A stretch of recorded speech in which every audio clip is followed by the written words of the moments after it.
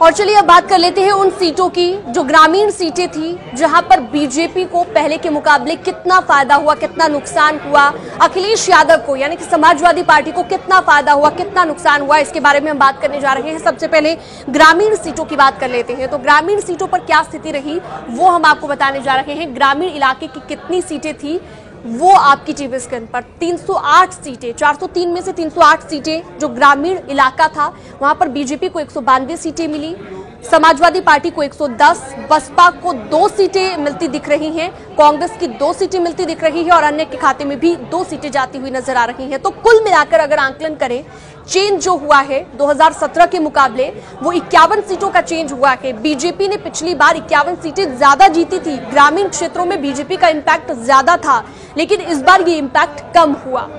बात समाजवादी पार्टी की करें तो 71 सीटें ज्यादा जीती समाजवादी पार्टी ने 2017 के मुकाबले, यानी कि पहले के मुकाबले अपना इंपैक्ट ग्रामीण क्षेत्रों में बढ़ाया है। ग्रामीण क्षेत्र के जो वोटर्स हैं उन्होंने ज्यादा समाजवादी पार्टी को पसंद किया है 2017 के मुकाबले। यहां पर भी वोट बैंक का नुकसान थोड़ा सा बीजेपी को हुआ है, लेकिन फिर भी प्रचंड बहुमत के साथ बीजेपी जो है सरकार बनाने जा रही है। बात अगर बसपा की करें तो पिछली बार 18 सीटें बीएसपी को मिली थी, लेकिन इस बार 16 सीटें कम हो गई बीएसपी की और मात्र 2 सीटें बीजेपी के खाते में इस बार आई हैं।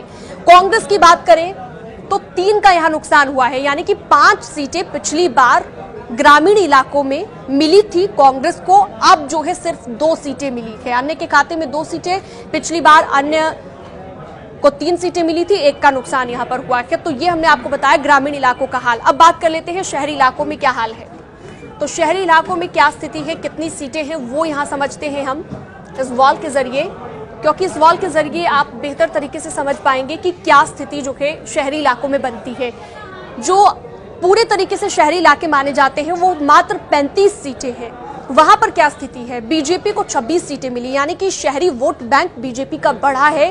पहले के मुकाबले 4 सीटों का नुकसान जरूर बीजेपी को यहां हुआ है, लेकिन 26 सीटें बीजेपी को मिली है। समाजवादी पार्टी की 9 सीटें, बीएसपी को, कांग्रेस को और अन्य को कोई सीट नहीं मिली शहरी वोट बैंक के आधार पर, यानी कि शहरी वोट बैंक ने इन तीनों पार्टियों को, तीनों मतलब कि बीएसपी, कांग्रेस और अन्य के खाते में कोई सीट नहीं आई। किसी और अन्य उम्मीदवार को भी पसंद नहीं किया ग्रामीण इलाके के वोटर्स ने।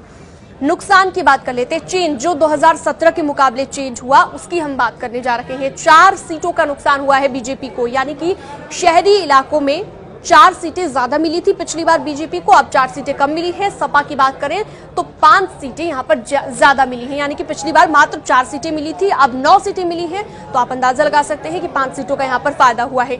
ये ग्रामीण और शहरी इलाके की स्थिति हमने समझने की कोशिश की कि इस बार जो स्थिति बनी है 2017 के मुकाबले कितनी अलग नजर आती है।